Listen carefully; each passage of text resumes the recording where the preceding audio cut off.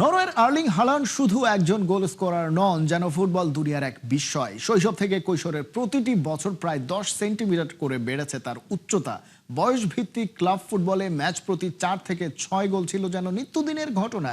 কিভাবে এক দুরন্ত কিশোর হয়ে উঠলেন বিশ্বের অন্যতম ভয়ঙ্কর স্ট্রাইকার? হালান্ডকে খুব কাছ থেকে দেখা তার সাবেক সতীর্থ মিকেল শুনিয়েছেন সেই অজানা গল্প। যুক্তরাষ্ট্র থেকে রিপোর্ট পাঠিয়েছেন অর্ণব বাপি।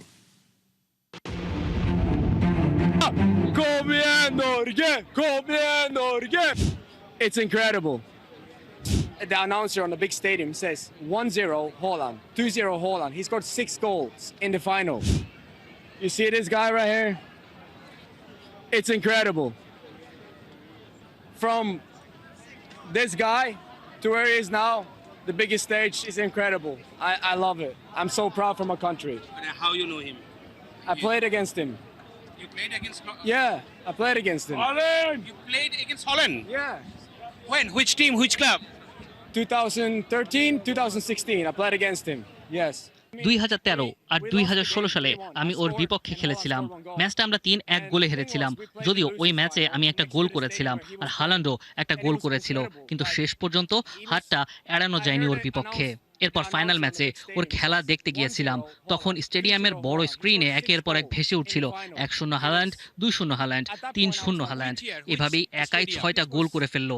সত্যি বলতে তখন থেকে ওকে ভীষণ ভালো লেগেছিল। মাত্র 13 বছর বয়সে ফাইনালের মতো মঞ্চে একাই 6 গোল। ব্যাপারটা সত্যি অবিশ্বাস্য লেগেছিল। I played in Bærum in Norway. He played in Bryne, so I played against him. But we have mutual friends. This is it. Look it here.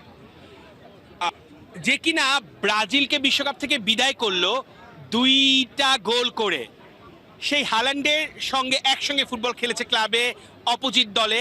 তার কথা আমরা শুনছিলাম যে হাল্যান্ড কিভাবে ছোটবেলা থেকে বড় হয়েছে। But I've known him for many years.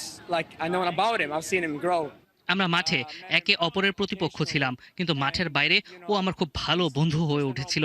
ও ভীষণ রকম মজার একটা ছেলে, আর প্রতি বছরই মনে হতো ওর উচ্চতা যেন 10 সেন্টিমিটার করে বেড়ে যাচ্ছে। তারপর ধীরে ধীরে ও নিজেকে পুরো বিশ্বের সামনে মেলে ধরলো। একদিন পাড়ি জমালো সালজবুর্গে, আর এরপর ইতিহাস তো সবারই জানা।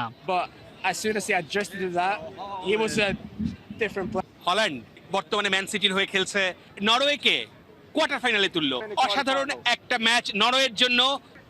তবে ফুটবলে আপসেট, হ্যাপিনেস থাকবে। আজ যেরকম নরওয়ের আনন্দ, কোনো একটা সময় হয়তো বা 4 বছরের অপেক্ষা, তখন ব্রাজিলও আনন্দে মাতবে।